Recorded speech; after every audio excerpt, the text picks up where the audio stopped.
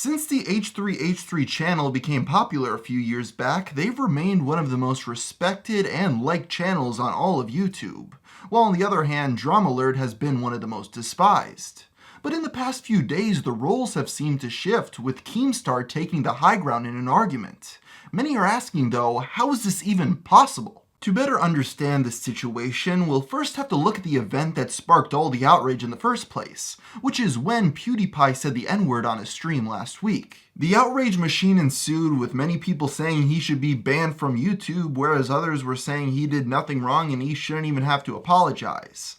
But our story starts with Ethan's opinion on the matter, which he discussed on his podcast. I don't know, when I first saw that, I was pretty shocked. I'm like, dude, come on, man. This kind of really reflects poorly on all of us. Like he said, there's no excuses this time. I can't defend him. It's completely indefensible this time. Yeah, man, he really just dropped the N-bomb, like, straight up. And the way he used it was just awful. Now, while I personally didn't have any strong opinions on the PewDiePie situation, I thought Ethan's response was pretty standard in all honesty.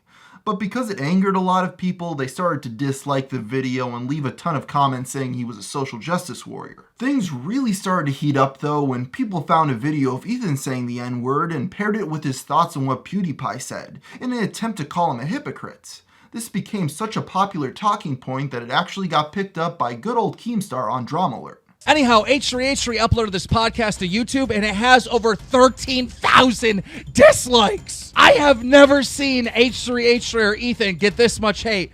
People are furious with him because he went hard at PewDiePie. Now, the reason why people are so mad is because they think that Ethan, H3H3, is being a hypocrite because on his podcast, he said the N-word too! A video was uploaded titled H3H3's Hypocrisy over PewDiePie saying the N-word, where it shows clips of H3H3 complaining about PewDiePie, and then it shows clips of H3H3 saying the N-word when he had iDubbbz on there. It seemed that this entire situation hit Ethan really hard because he truly seemed to be outraged at the fact that many of his very own fans were going along with the hypocrisy angle, and he didn't seem pleased at the fact that Keemstar covered the story, because it just put more fuel on the flames.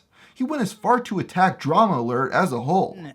It's been quite annoying because you have people like Keemstar and Scares who are your peers, and they'll DM you. Like Keemstar DM'd me 2 days ago, and he's like, "Hey, how are you, buddy? I haven't talked to you in a while." I'm like, "I'm fine, dude." And then the next day, he's like, H3's a hypocrite. I didn't watch the podcast, but this guy says he's a hypocrite, and I didn't have any content today, so I'm going to post a video, and I don't really care about what it actually means. I'm news, but I don't actually look at things beyond surface value. I'm Keemstar. But I make news for 12-year-olds. He then goes on to give another example of while he was at a party once, someone asked him what a word was, and then when he said the N-word, they got offended at him. But I'm not sure these two situations are completely comparable. Let's first take a look at the context of him saying it at a party. Let's go. I was at a party once.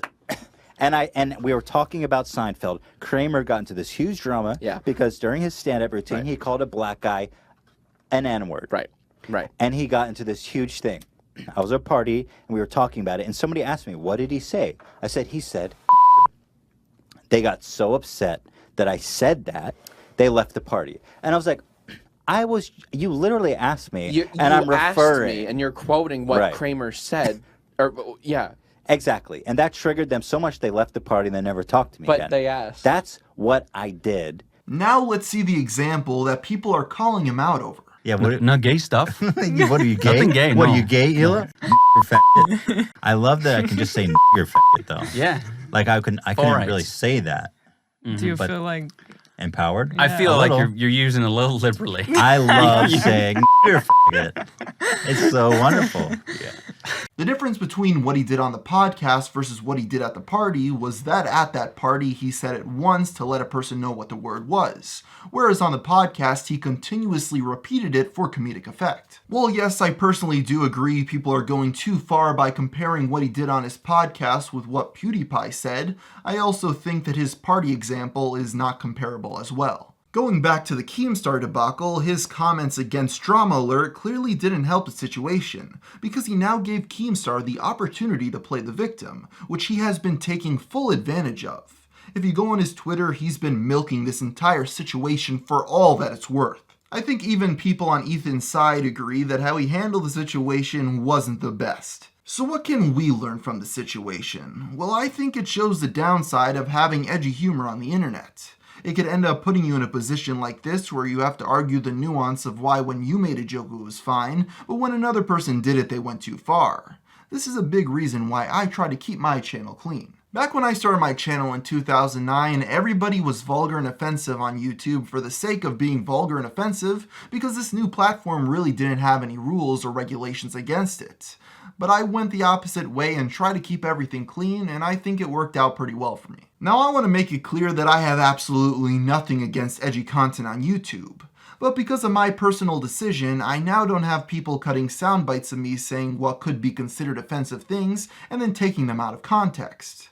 When I hear some of the outrageous stuff other YouTubers say, I'm surprised people don't get outraged more often, considering a lot of it is much more extreme than anything PewDiePie or H3H3 have ever done. Another reason why I feel this entire situation happened is because of the H3 podcast. When Ethan and Hila started up this new podcast, I'm not sure if they knew exactly what they were signing up for. Well, yes, they make good money by hanging out and talking with some friends for a few hours. On the downside, it's all live and unedited, with people having a lot of material to use against them. Back in the day when they only made 1 or 2 short videos a week, they had full control over what they said and could articulate their points very well.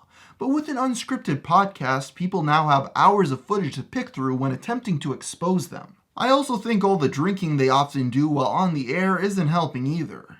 It doesn't take much to get drunk or even buzzed and slip up and say something that you don't mean that could have consequences. I mean, nothing really major has happened yet, but personally, I would never want to be in a situation where it could. And this is coming from a fan who watches most of the podcasts that they put out. I really do enjoy them. I just fear that one of these days they're going to slip up and regret something they say. In conclusion, no matter how you feel about this current situation, I don't think anyone can argue that Ethan could have handled the situation a little better. And they'll have to from now on, considering that they now have hours of content being published each week that people could use against them. And in the meantime, Keemstar could enjoy this little victory for all that it's worth.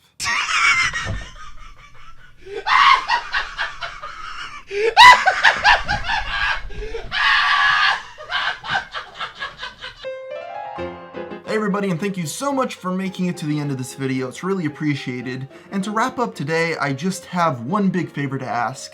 I made a new Internet Mysteries about Perplexity, and nobody watched it. It's my worst performing video in a year, and I would really appreciate it if you just clicked on the link and, scroll through it just to give it a view. I have this thing where I like to have all my videos on my channel get over 100,000 views, and this one is really failing miserably, so I'd appreciate if you clicked on it and watched it.